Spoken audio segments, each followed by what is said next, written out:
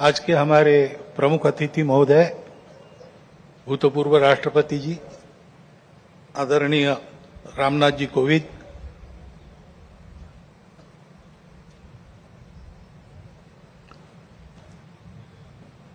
विदर्भ प्रांत के माननीय संघ चालक जी, माननीय सहसंघ चालक जी, नागपुर महानगर के संघ चालक जी, उपस्थित अन्य अधिकारी वर्ग,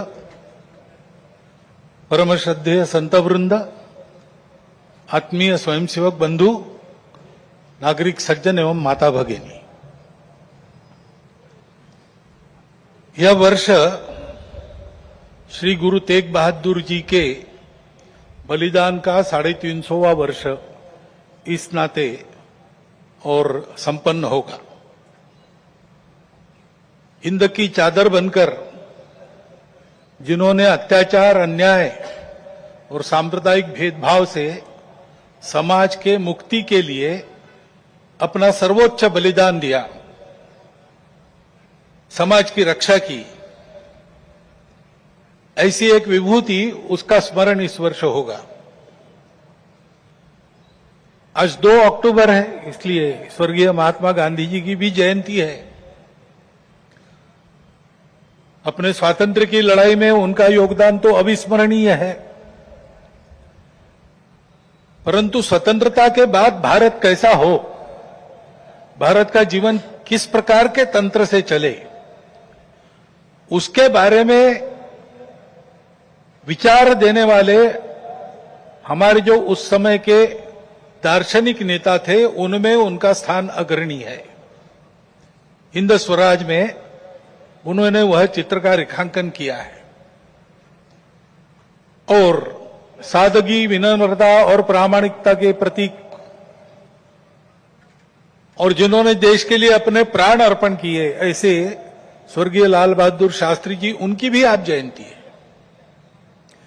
भक्ति, समर्पण और देश सेवा के ये उत्तुंग उदाहरण व्यक्तिगत और राष्ट्रीय चारित्र कैसा होना चाहिए, इसके आदर्श हमको मार्गदर्शन करते हैं। और आज की परिस्थिति का अगर हम विचार करते हैं तो हमारे ध्यान में आता है कि यह परिस्थिति भी हमसे इसी प्रकार के जीवन की अपेक्षा कर रही है। परिस्थिति एक सी नहीं होती, अनेक रंगों की होती है। तो परिस्थिति में बहुत कुछ अच्छा है, इसलिए बीता कालावधि 1 वर्ष का हमारी आशाएं और विश्वासों को भी दृढ़ करता है, और हमारे सामने पुरानी और नई जो चुनौतियां उपस्थित है, उनको अधिक स्पष्ट करने वाला भी वही कालावधि है। जैसे प्रयागराज में एक विशाल महाकुंभ हुआ, आधुनिक व्यवस्थापन के सारे कीर्तिमान तोड़कर एक जागतिक विक्रम तो उसने प्रस्थापित किया ही, लेकिन संपूर्ण भारत में श्रद्धा और एकात्मता की एक लहर उसने दौड़ा दी। पिछले साल एक दुर्घटना पहलगाम की भी हुई, हमला हुआ सीमा पार के आतंकियों के द्वारा, 26 भारतीय नागरिकों की उनका धर्म पूछकर हत्या की। लेकिन उसके चलते सारे देश में प्रचंड दुख और क्रोध की लहर पैदा हुई। पूरी तैयारी करके सरकार ने, हमारी सेना ने उसका बहुत पुरजोर उत्तर दिया।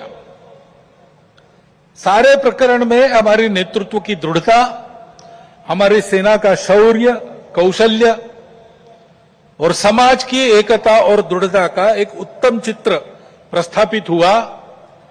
और यह भी वह घटना हमको सिखा गई कि यद्यपि हम सबके प्रति मित्र भाव रखते हैं और रखेंगे, फिर भी अपने सुरक्षा के विषय में हमको अधिकाधिक सजग रहना पड़ेगा, समर्थ बनना पड़ेगा। क्योंकि इस घटना के बाद दुनिया में विभिन्न देशों ने अपनी अपनी जो भूमिका ली, उसमें हमारी ये भी ध्यान में आया कि हमारे मित्र कौन कौन है और कहां तक है।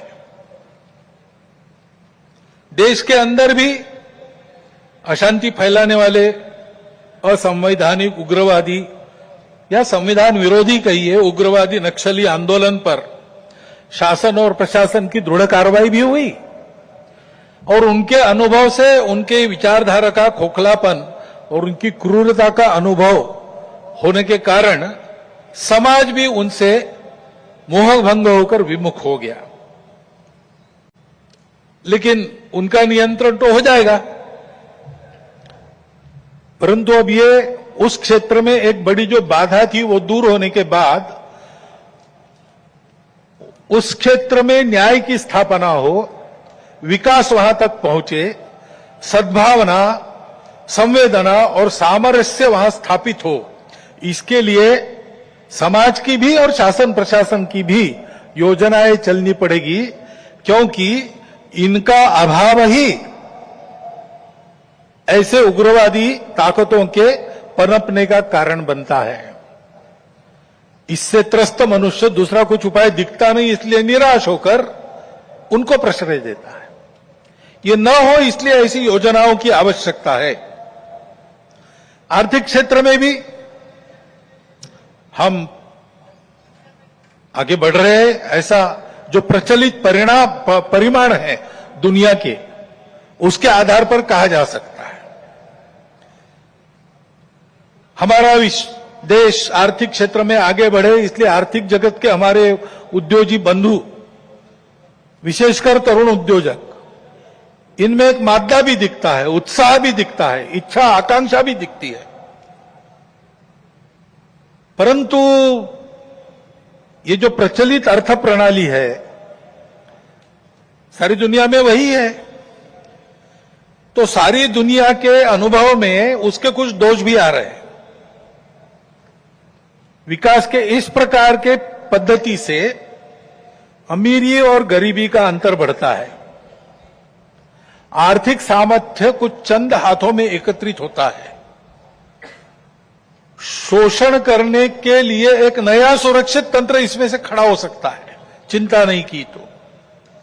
पर्यावरण के हानि की समस्या खड़ी हो जाती है और मनुष्यों के आपसी व्यवहार में कई प्रकार की व्यापारिक दृष्टि और अमानवीयता की बातें प्रवेश कर जाती है। इन दोषों की बाधा हमें नहीं होनी चाहिए, इसलिए भी कि अभी हाल में अमेरिका ने जो नई टैरिफ नीति अपनाई, उनके अपने हित के लिए अपनाई होगी, लेकिन उसकी मार तो सभी पर पड़ रही है। इसलिए ये सारा परिदृश्य अथवा ये सारी प्रचलित पद्धति उस पर हम निर्भर हो जाए ऐसी नहीं है। विश्व का जीवन परस्पर निर्भरता से ही चलता है। राष्ट्रों में आपस में सब प्रकार के संबंध होने पड़ते हैं। अकेला राष्ट्र अलगाव में, आइसोलेशन में जी नहीं सकता। परंतु ये निर्भरता मजबूरी में न बदल जाए, क्योंकि वो कब बदलेगी, कैसे बदलेगी, उसका कोई पता नहीं। और इसलिए इस निर्भरता को मानते हुए, विश्व जीवन की एकता को मानते हुए, हमको इसको मजबूरी न बनाते हुए जीना अगर है तो स्वदेशी और स्वावलंबन का कोई परिणाम नहीं, कोई पर्याय नहीं। हमको आत्मनिर्भर होना पड़ेगा, स्वावलंबी जीवन जीना पड़ेगा, स्वदेशी का उपयोग करना पड़ेगा और फिर भी अंतर्राष्ट्रीय संबंधों का सब प्रकार के, राजनयिक हो, आर्थिक हो, व्यापारिक हो, इन सबका जतन हमको करना पड़ेगा। लेकिन उसमें मजबूरी नहीं होगी, हमारी अपनी इच्छा होगी, हमारा अपना सद्भाव होगा, ऐसा हमको बनना पड़ेगा। प्रचलित पद्धति जो है उसके दुष्परिणाम हमारे यहां भी दिखते हैं। अभी हाल में ही जो खबरें पिछले 1-2 साल से चल रही है, प्रत्यक्ष हम देख रहे हैं हिमालय के क्षेत्र में कैसे चल रहा है। वर्षा का अनियमित होना तो सर्वदूर है, प्रकृति के प्रकोप भी बढ़ गए हैं, भूस्खलन होता है, अप्रत्याशित वर्षा होती है, हिमनदियां सूख रही है। ऐसे परिणाम गत 3-4 वर्षों में तीव्र होते चले जा रहे हैं। ये हिमालय हमारे लिए सुरक्षा की दीवार और दक्षिण पूर्व एशिया के लिए उसका पूरा जलस्रोत हिमालय से ही आता है। अगर प्रचलित विकास की पद्धति में से इन सारी बातों को और प्रोत्साहन मिलता होने के लिए तो उस नीति का हमको पुनर्विचार करना पड़ेगा, क्योंकि हिमालय की आज की अवस्था एक खतरे की घंटी बजा रही है। प्राकृतिक उथल पुथल है तो जनजीवन में भी उथल पुथल दिख रही है। श्रीलंका में, बाद में बांग्लादेश में, बाद में नेपाल में, हमारे पड़ोसी देशों में भी हमने इसका अनुभव किया। अब कभी कभी हो जाता है, प्रशासन जनता के पास नहीं रहता, संवेदनशील नहीं रहता, लोकाभिमुख नहीं रहता, उनकी जनता की अवस्थाओं को ध्यान में रखकर नीतियां नहीं बनती तो असंतोष रहता है। परंतु उस असंतोष को इस प्रकार व्यक्त होना, यह किसी के लाभ की बात नहीं है। अभी अभी प्रमुख अतिथि महोदय ने कहा, 25 नवंबर के भाषण की याद की, उसमें इस प्रकार के जो आंदोलन है जिसमें इतनी सारी हिंसा और विनाश होता है, डॉक्टर अंबेडकर साहब ने उसको ग्रामर ऑफ अनार्की कहा है। प्रजातांत्रिक मार्गों से भी परिवर्तन आता है, ऐसे हिंसक मार्गों से परिवर्तन नहीं आता है।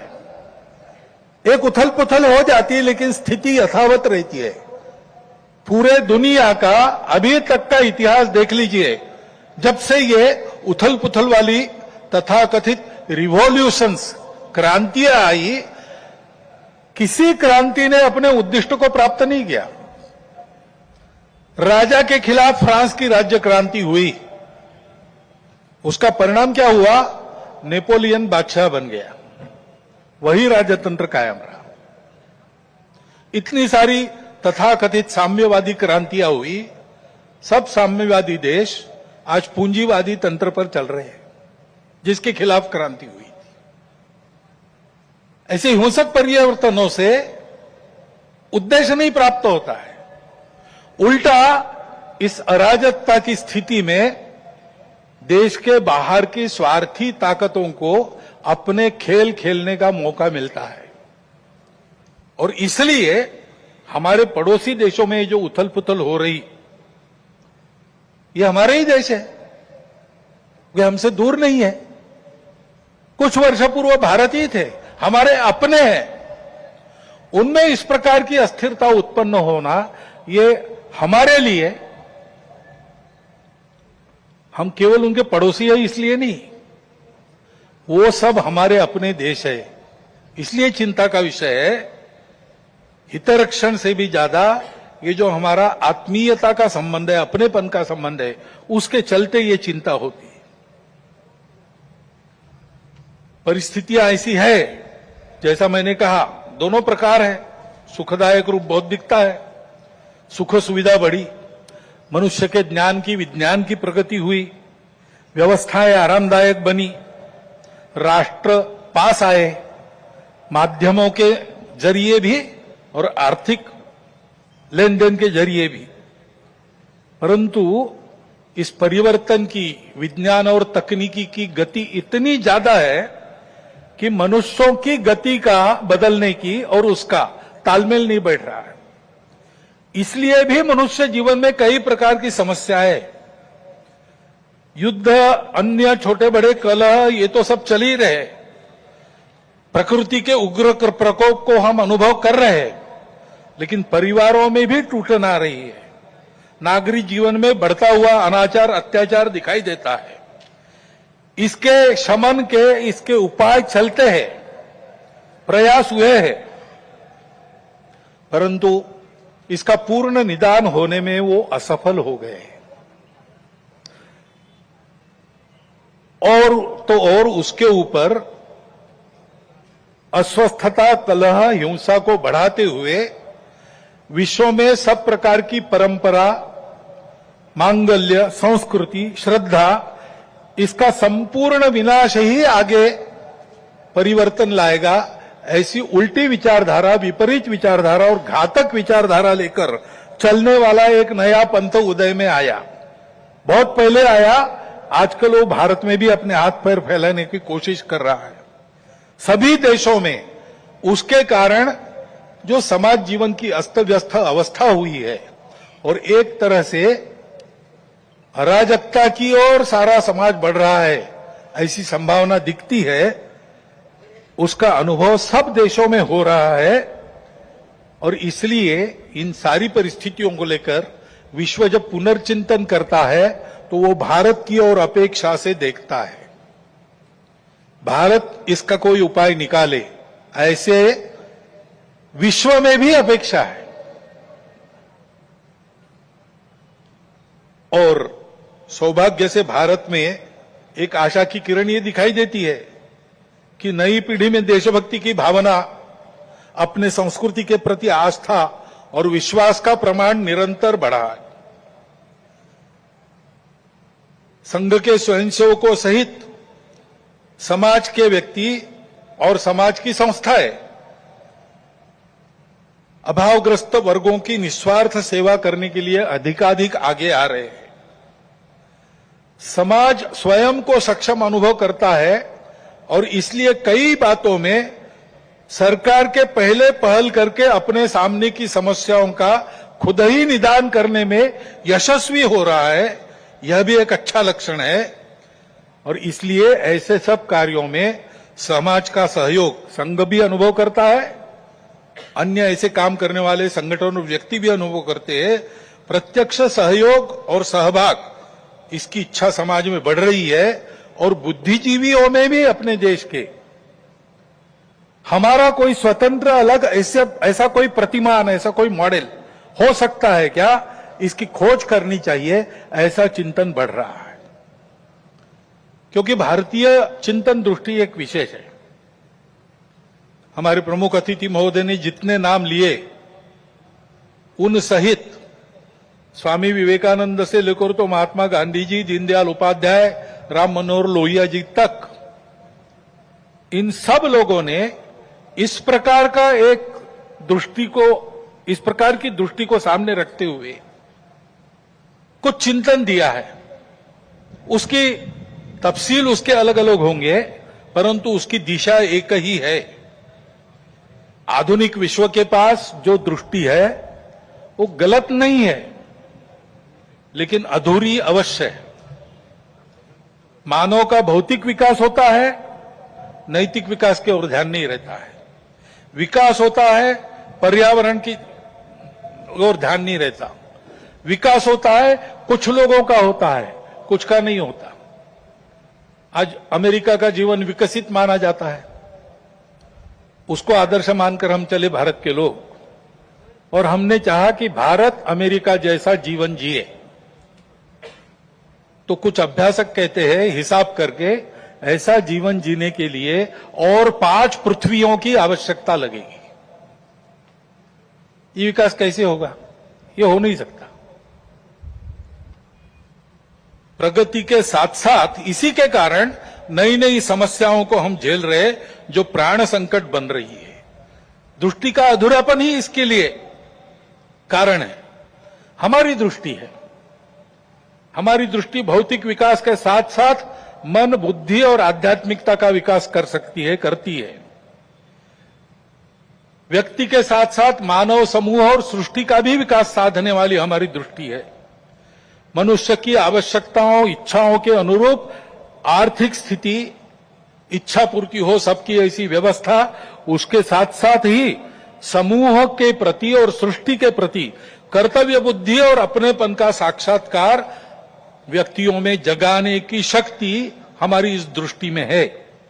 सहस्रों वर्षों तक विश्व में इस दृष्टि के आधार पर हमने एक सुंदर, समृद्ध, शांतिपूर्ण, परस्पर संबंधों को पहचानने वाला और मनुष्य और सृष्टि का, मनुष्य और समूह का सहयोगी जीवन ऐसे प्रस्थापित किया था।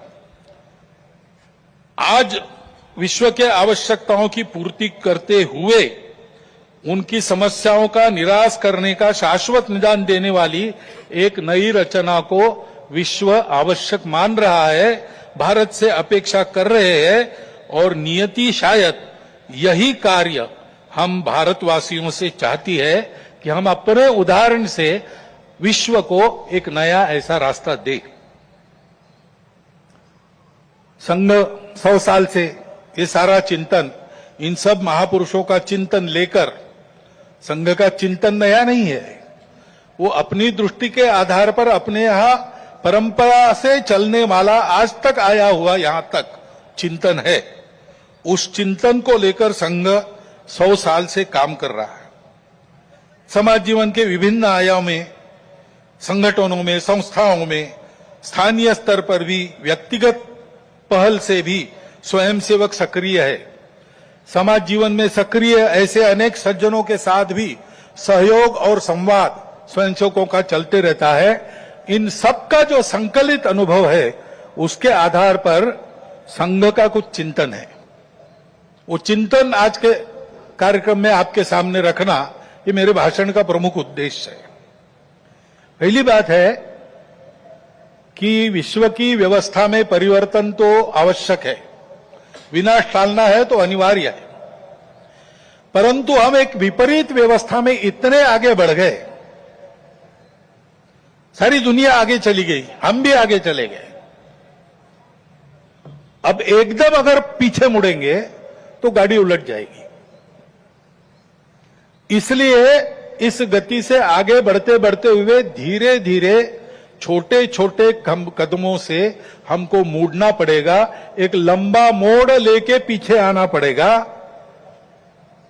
देशकाल परिस्थिति का ध्यान रखते हुए हम अपनी समग्र और एकात्म दृष्टि के आधार पर अपना स्वयं का विकास पथ बनाकर विश्व के सामने एक यशस्वी उदाहरण रखेंगे, तब इस व्यवस्था का परिवर्तन प्रारंभ होगा। अर्थ और काम के पीछे अंधी होकर भाग रही दुनिया को धर्म की दृष्टि देनी पड़ेगी।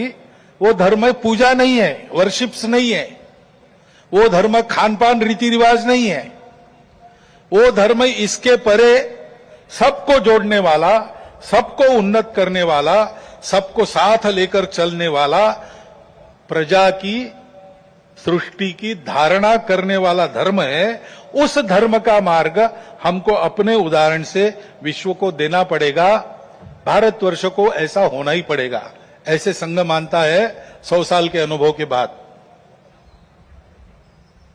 अब संपूर्ण देश को ऐसा खड़ा करना है, लेकिन व्यवस्था है उसको नहीं बना सकती। व्यवस्था बनाने वाला मनुष्य होता है, समाज होता है, वो जैसा है वैसी व्यवस्था बनाएगा। कहते हैं प्रजातंत्र में अंग्रेजी में एक वाक्य, people get the government they deserve. तो ये नहीं है कि सारा कुछ जिम्मा उन पर है, उनकी समीक्षा करके स्तुति या उनकी निंदा हम करते रहे, ऐसा नहीं होता है। जैसा समाज है वैसी व्यवस्थाएं चलेगी, और इसलिए समाज के आचरण में परिवर्तन आना चाहिए, तब व्यवस्था में परिवर्तन आता। वैसे भी कोई स्थापित व्यवस्था अपने को स्वयं को बदलने की इच्छुक नहीं रहती और अपने को स्वयं को बदलने का उसका सामर्थ्य भी नहीं रहता, क्योंकि वो स्वयं को नहीं बनाती, समाज उनको बनाता है। ये सामर्थ्य समाज के पास रहता है। समाज को अपने आप को नए आचरण में ढालकर खड़ा होना पड़ता है। ये व्यवस्था परिवर्तन की पूर्व शर्त है, और समाज के आचरण के परिवर्तन जो आता है वो भाषणों और पुस्तकों से नहीं आता। प्रबोधन तो करना ही पड़ता है, लेकिन प्रबोधन करने वालों को स्वयं जो परिवर्तन चाहते हैं उसका उदाहरण बनना पड़ता। अपने व्यक्तिगत जीवन में, सामाजिक जीवन में, राष्ट्रीय जीवन में, अपने स्वयं के परिवार के जीवन में, अपने आजीविका के कार्य में हम उस परिवर्तन का उदाहरण बनकर जिए। और ऐसे जो उदाहरण स्वरूप व्यक्ति होते हैं, जिनके जीवन में पारदर्शिता है, निस्वार्थ बुद्धि है, जिनके पास प्रामाणिकता है, संपूर्ण समाज को अपना मानकर जिनका जीवन व्यवहार उस समाज के हित के लिए चलता है, ऐसा स्थानीय नेतृत्व देने वाले व्यक्ति होने पड़ते हैं। इसलिए उन व्यक्तियों का निर्माण करना पड़ता है और इसलिए संघ का अनुभव है व्यक्ति निर्माण से समाज परिवर्तन और समाज परिवर्तन में से व्यवस्था परिवर्तन, यही देश में और विश्व में परिवर्तन लाने का सही तरीका है। हर समाज में यही अनुभव है, ऐसा ही होता है। सब प्रगत देशों का इतिहास देखिए, आधुनिक इतिहास देखिए, ऐसा ही हुआ है। ऐसे व्यक्ति निर्माण करने की समाज की व्यवस्थाएं रहती है। हर एक राष्ट्र में, हर एक समाज का अपना एक पारिवारिक जीवन का तरीका था। अब लगभग सब जगह ध्वस्त हो गया, केवल भारत में बाकी है। परंतु 300 साल पहले अमेरिका में भी एक तरीका था, यूरोप में भी एक तरीका था। उस तरीके से ऐसे व्यक्तियों का निर्माण होता है। उस देश की एक विशिष्ट शिक्षा रहती है, उस शिक्षा में से उसके व्यक्तियों का मन तैयार होता है और उस समाज के जो क्रियाकलाप चलते उसमें से भी मनुष्य निर्माण होता है। एक प्रसिद्ध वाक्य है, the battle of Waterloo was won on the playgrounds of Harrow and Eton. वहां पर खेल खेलते खेलते जो समाज तैयार हुआ उसने जगत जेता कहे जाने वाले नेपोलियन को हरा दिया। ये ताकत कहां निर्माण हुई? समाज की व्यवस्था में निर्माण हुई। हमारे यहां भी ये था, परंतु 1000 वर्षों के आक्रमण में वो सब अस्त व्यस्त हो गया और बिना इसके काम नहीं होता, क्योंकि मन बुद्धि से ये सारा विचार मानने के बाद भी रोज के आचरण की आदत बदलनी पड़ती है। आदत बदले बिना परिवर्तन नहीं आता, केवल बातों से नहीं आता, केवल सोचने से या सपने देखने से नहीं आता। जैसा आपको देश चाहिए वैसा आपको होना है और वैसा आपको होना है तो आपकी अपनी आदत दुरुस्त होनी चाहिए। उसकी व्यवस्थाएं इसमें रहती है, वो हमारे यहां ध्वस्त हो गई। इसलिए राष्ट्रीय स्वयंसेवक संघ का निर्माण हुआ। संघ की शाखा ये आदत बदलने का तरीका है, उसकी व्यवस्था है। 100 वर्षों में इसीलिए सब प्रकार की परिस्थिति आई, संघ को लालच भी दिखा दी, संघ को राजनीति में आने का आमंत्रण भी मिला, लेकिन संघ ने वो सब नहीं किया। संघ केवल एक ही कार्य में लगा रहा। संघ के स्वयंसेवकों ने हर परिस्थिति में शाखा को नित्य चलाया है। स्वयं सेवक आग्रह पूर्वक शाखा में नित्य जाते, 50 साल से आ रहे फिर भी जाते, क्योंकि आदत की बात है। आदत छूटनी नहीं चाहिए, आदत बननी भी चाहिए और छूटनी भी नहीं चाहिए। शाखा के कार्यक्रमों को मन लगाकर करते हुए व्यक्तिगत सद्गुणों की और सामूहिकता की साधना करना और समाज में क्रियाकलापों में सहभागी होते हुए समाज के सद्गुणों का, सामूहिकता का वातावरण निर्माण करना, इसलिए संघ की शाखा है। उसके कार्यक्रमों में से नित्य और मन लगाकर करने से स्वयं सेवकों में व्यक्तित्व का, कर्तृत्व का, नेतृत्व का, समझदारी का, वैचारिक और व्यावहारिक और भक्ति का, राष्ट्र के प्रति, संघ के प्रति भक्ति का निर्माण होता है। दूसरी बात, किसी भी देश को ऐसा होना है तो समाज में एकता चाहिए। वाक्य बताया, united we stand, divided we fall. Abraham Lincoln का भी एक वाक्य है, a divided house can not stand. हमारा देश तो विविधताओं का देश है। पंथ, संप्रदाय, भाषाएं, भौगोलिक विविधता, रहन सहन, खान पान, जाति, उपजाति पहले से है और बीच के काल में आक्रमण हुए, विदेशी भारत में आ गए। विभिन्न कारणों से यहां के लोगों ने भी उनकी विचारधाराओं का, उनके पंथ संप्रदायों का स्वीकार किया। वो विदेशी चले गए, लेकिन अभी भी उनका स्वीकार करके रहने वाले हमारे अपने बंधु देश में है। सौभाग्य से भारत की परंपरा है, वो सब प्रकार की विविधताओं का स्वागत और सम्मान और स्वीकार करती है।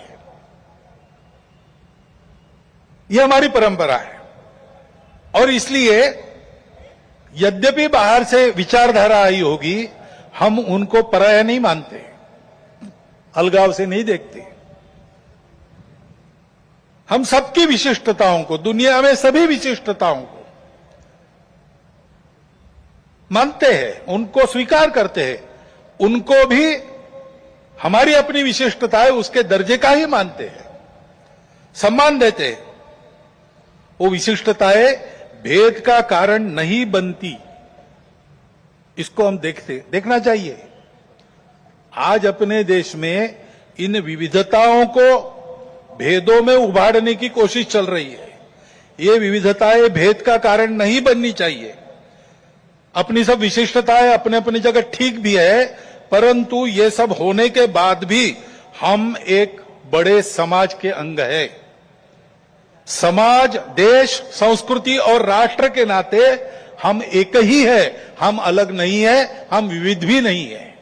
विविधताएं तो भाषा, पंथ, संप्रदाय, खान पान, रीति रिवाज, रहने की जगह इसकी है। और इस एकता के चलते हमारा सबका आपस का व्यवहार सद्भावनापूर्ण और संयमपूर्ण रहना चाहिए। सबकी अपनी अपनी विशिष्टताएं हैं, उनकी श्रद्धाएं हैं, महापुरुष है, पूजा के स्थान है। मन वचन कर्म से आपस में इनकी अवमानना नहीं होनी चाहिए, इसकी चिंता सबने करनी चाहिए। किसी एक ने करने का यह काम नहीं है, उसके प्रबोधन की भी आवश्यकता है। विविधता है और सब लोग साथ में रहते हैं, तो जैसे अनेक बर्तन साथ में रखे तो कहीं ना कहीं आवाज हो ही जाती है। इतने बड़े समाज में इतने सारे लोगों के साथ रहने से कभी कभी कुछ आवाज हो भी सकती है, लेकिन होने पर भी नियम पालन करना, व्यवस्था पालन करना, सद्भावपूर्ण व्यवहार करना, ऐसा स्वभाव बनना चाहिए। छोटी बड़ी बातों पर या केवल मन के संदेह पर कानून हाथ में लेकर रास्तों पर निकल आना, गुंडागर्दी, हिंसा करना, यह प्रवृत्ति ठीक नहीं। मन में प्रतिक्रिया रखकर अथवा किसी समुदाय विशेष को उकसाने के लिए अपना शक्ति प्रदर्शन करना, ऐसी घटनाओं को योजनापूर्वक कराया जाता है। उसके चंगुल में फंसना नहीं चाहिए। उसके परिणाम तात्कालिक और दीर्घकालिक दोनों दृष्टि से ठीक नहीं रहते। इन प्रवृत्तियों की रोकथाम आवश्यक है। शासन प्रशासन अपना काम बिना पक्षपात किए तथा बिना किसी दबाव में आए नियम के अनुसार करें, परंतु समाज की सज्जन शक्ति और युवा पीढ़ी को भी सजग और संगठित होना पड़ेगा। आवश्यकता अनुसार हस्तक्षेप भी करना पड़ेगा, क्योंकि ये अराजकता का व्याकरण है, इसको रोकना ही पड़ेगा। हमारी इस एकता का आधार क्या है? हमारी संस्कृति है। डॉक्टर अंबेडकर साहब ने इसको शब्द दिया है इनहेरेंट कल्चरल यूनिटी, अंतर्निहित सांस्कृतिक एकता। ये भारतीय संस्कृति प्राचीन समय से चलती आई है। भारत की विशेषता है, वो सर्वसमावेशक है, सबका सम्मान और स्वीकार करने की सीख देती है, क्योंकि भारत के आध्यात्मिक सत्य पर, उस सत्य पर आधारित धर्म पर, यानी सत्य, करुणा, शुचिता और तप के सदाचार पर वह धर्म आधारित है। उसी पर यह संस्कृति भी बनी है। इसका जतन सनातन काल से आज तक हर परिस्थिति में किसने किया है? तो निश्चित रूप से इस देश के पुत्र रूप हिंदू समाज में ने किया है, और इसलिए कभी कभी उसको हिंदू संस्कृति भी कहते हैं। ऋषियों ने अपने तपोबल से इसका निर्माण किया है, क्योंकि भारत में उनको इसका विकास करने के लिए आवश्यक समृद्ध और सुरक्षित प्रकृति मिली, परिवेश मिला, और पीढ़ी दर पीढ़ी इसको सरसाने के लिए, आगे पहुंचाने के लिए, इसकी सुरक्षा के लिए पूर्वजों ने परिश्रम किया है, त्याग किया है, बलिदान दिए। उस हमारी संस्कृति का आचरण, उसके आदर्श बने हमारे पूर्वजों का मन में गौरव और कृति में विवेकपूर्ण अनुसरण तथा यह सब जिसके कारण संभव हुआ, उस हमारे पवित्र मातृभूमि की भक्ति, यह मिलकर हमारी राष्ट्रीयता है। विविधताओं के संपूर्ण स्वीकार और सम्मान के साथ हम सबको एक माल में मिलाने वाली यह भारतीय संस्कृति, यह राष्ट्रीयता है, इसको हम हिंदू राष्ट्रीयता कहते हैं। यही हमारे लिए हिंदू राष्ट्रीयता है। किसी को हिंदू शब्द से आपत्ति है, वो हिंदवी कहे, भारतीय कहे, आर्य कहे, जो कुछ है, ये सारे समानार्थी शब्द है, हम लोग जानते हैं। परंतु इस राष्ट्रीयता का स्पष्ट स्वरूप निर्देशित करने वाला एक ही शब्द हमको मिलता है, वो है हिंदू। वो कोई राज्य पर आधारित कल्पना है। हमारा राष्ट्र राज्य पर आधारित कभी रहा नहीं। हमारे यहां नेशन स्टेट की कल्पना नहीं है। हमारी यह संस्कृति राष्ट्र को बनाती है। राज्य आते जाते रहते हैं, राष्ट्र निरंतर विद्यमान रहा है। सनातन काल से अब तक ये हमारा प्राचीन हिंदू राष्ट्र है। इस अर्थ में हिंदू राष्ट्र है। सब प्रकार के उतार चढ़ाव हमने देखे, गुलामी भी देखी, स्वतंत्रता भी देखी। हम सदैव विद्यमान है और इसलिए हिंदू समाज का बल संपन्न होना, शील संपन्न होना, संगठित होना इस देश के एकता, एकात्मता, सुरक्षा और विकास की गारंटी है। क्योंकि हिंदू समाज सनातन काल से यहां चलते आया है, वो इस देश का उत्तरदायी समाज है, रिस्पॉन्सिबल सोसाइटी है। और सौभाग्य से इस संस्कृति के और धर्म के कारण ऊपरविद के अनेकविध नाम और रूपों को देखकर, दुनिया की विविधता को देखकर मनुष्यों में बंटवारा और अलगाव खड़ा करने वाली हम और वो, अस एंड देम, इस मानसिकता से ये समाज पूर्णतः मुक्त था, मुक्त है और मुक्त रहेगा। वसुधैव कुटुंबकम की उदार विचारधारा का पुरस्कर्ता और संरक्षक यही समाज रहा है। विश्व के विकास में अपना अपेक्षित और उचित योगदान देने वाला देश, इसको बनाना ये इसीलिए हिंदू समाज का कर्तव्य बनता है। उसकी संगठित कार्य शक्ति के द्वारा विश्व को नई राह दे सकने वाले धर्म का संरक्षण करते हुए भारत को वैभव संपन्न बनाने का काम संकल्प लेकर 100 साल से कर रहा है संपूर्ण हिंदू समाज को संगठित करने का कार्य। क्योंकि समाज एक बार संगठित हो जाए तो ये सारे काम दूसरे किसी को नहीं करने पड़ते। नेताओं को, पार्टियों को, सरकारों को नहीं करने पड़ते। अवतारों को भी आने की जरूरत नहीं होती। समाज अपने सारे काम अपने बल पर कर लेता है। और इसलिए ऐसा समाज बनाने के लिए व्यक्तिगत और राष्ट्रीय चारित्र का निर्माण होना चाहिए, उनकी सुदृढ़ता बनी रहनी चाहिए। संघ की शाखा में अपने राष्ट्र स्वरूप की यह स्पष्ट कल्पना और गौरव प्राप्त होता है। और जो मैंने 5 बातें कही, कर्तृत्व, नेतृत्व, व्यक्तित्व, समझदारी और भक्ति, वो भी शाखा के इन संस्कारों से प्राप्त होती है। इसलिए शताब्दी वर्ष में हम जो कर रहे हैं, क्या सोचकर कर रहे हैं? एक तो ये सारा उत्पन्न करने वाला संघ की शाखा का काम, वो भौगोलिक दृष्टि से, समाज के विभिन्न स्तरों की दृष्टि से सर्वव्यापी होना चाहिए और सामाजिक आचरण में सहज परिवर्तन लाने वाला पंच परिवर्तन कार्यक्रम हमारा है। उसका कुछ वर्णन तो प्रमुख अतिथि जी ने भी किया है, मुझे आज करने की आवश्यकता नहीं है, क्योंकि इन 5 विषयों का पूरा विवरण गत 2-3 वर्षों में हम सतत कर रहे हैं। सबको पता है ये पंच परिवर्तन क्या है। सामाजिक समरसता, कुटुंब प्रबोधन, पर्यावरण संरक्षण, स्वबोध तथा स्वदेशी व नियम कानून, नागरिक अनुशासन और संविधान का पालन, इन 5 विषयों में स्वयं के आचरण से, उनके उदाहरणों का, स्वयंसेवकों के उदाहरणों का अनुकरण समाज में हो, ऐसी अपेक्षा रख के कार्यक्रम चलेगा। इसमें जो करना है कृतियां, वो बहुत सरल है, सहज है, सब कर सकते हैं।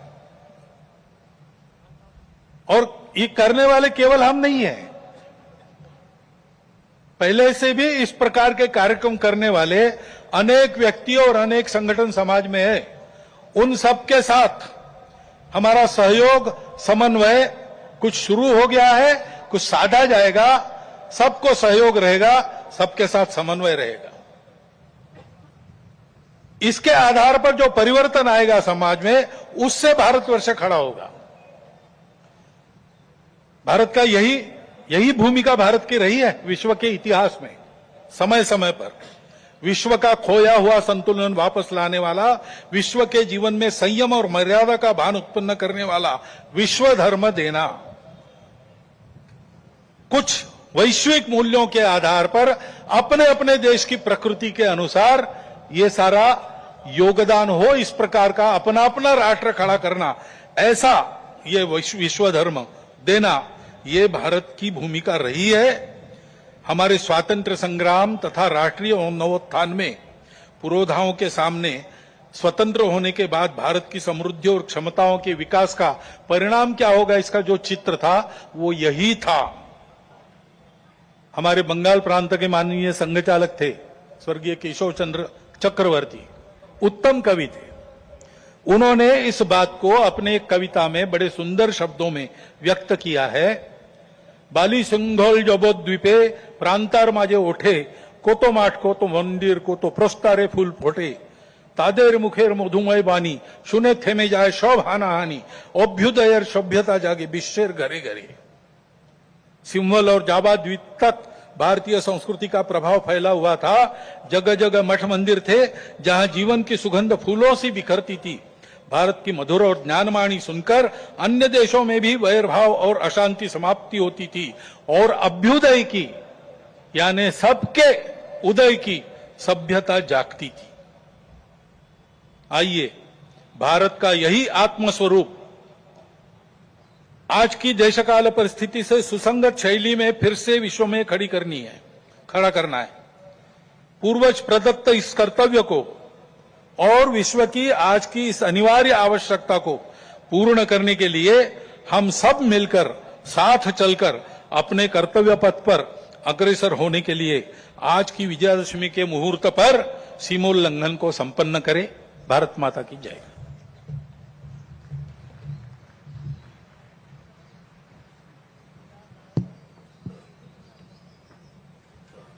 सावधान, उत्तिष्ठ,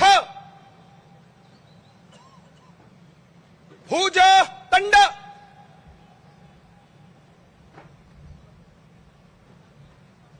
आक्रमण। सभी उपस्थित माता भगिनी सज्जन वृंद से प्रार्थना है कि वे कृपया ध्वजावतरण के लिए अपने स्थान पर खड़े रहें।